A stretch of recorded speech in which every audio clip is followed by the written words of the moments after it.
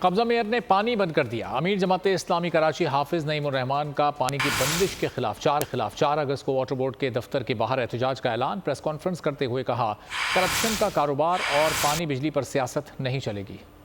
اس وقت شہر میں پانی کا بہت بڑا کرائسس ہے۔ بجائے اس کے کہ اس کرائسس کو کا دیر پا کوئی حل سوچا جاتا، وہ تمام غیر قانونی ہائیڈرنٹس جو سندھ حکومت کے پورے بھتے کے نظام کے ساتھ چل رہے ہیں، ٹینکرز مافیا کو پانی ناجائز طریقے سے یہ حکومت دے رہی ہے، جائز طریقے سے پانی لوگوں کو نہیں دے رہی۔ اس شہر کے لوگ پیپلز پارٹی کی اس پرفارمنس اور کرپشن سے نفرت کرتے ہیں۔ آپ انتقام لیں گے ان سے کہ وہ پیپلز پارٹی کی کرپشن کے نظام میں شامل کیوں نہیں ہوتے۔ ہم پیپلز پارٹی کے اس انتقامی رویے کو پوری دنیا میں ایکسپوز کریں گے۔ پورا ضلع غربی اس وقت بلبلا رہا ہے، کیا جرم کیا ہے نارتھ کراچی نے، کیا جرم کیا ہے لانڈی کے لوگوں نے، کیا جرم کیا ہے نئی کراچی اور سجانی والوں نے۔ انہوں نے آپ کے خلاف ووٹ ڈالے، اس لیے آپ یہ انتقامی سیاست نہیں چلے گی۔ یہ پانی پہ سیاست کرتے ہو، بجلی پہ سیاست کرتے ہو۔ ہم نے فیصلہ کیا ہے کہ کل انشاءاللہ شہر میں 10 مقامات پر احتجاج کیا جائے گا پانی کی اس بندش کے خلاف، اور 4 اگست کو ہم واٹر بورڈ کے دفتر پہ دھرنا دیں گے۔ ان مافیاز اور قبضوں کا مقابلہ کرنے کے لیے مزاحمت ہی راستہ ہے، جدوجہد ہی راستہ ہے۔ کہ عوام سے ہماری یہی اپیل ہے کہ صرف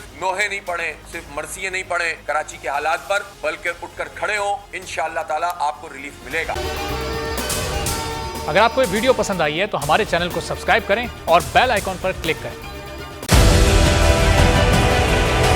ڈیجیٹل لون اسکیم، عوام کو قرضوں کے جال میں پھنسا کر لوٹنے والے بھیڑیے بے نقاب۔ بول کی کاوشیں بارآور ثابت ہو گئیں، آن لائن قرض مافیا کے گرد گھیرا تنگ ہو گیا ہے۔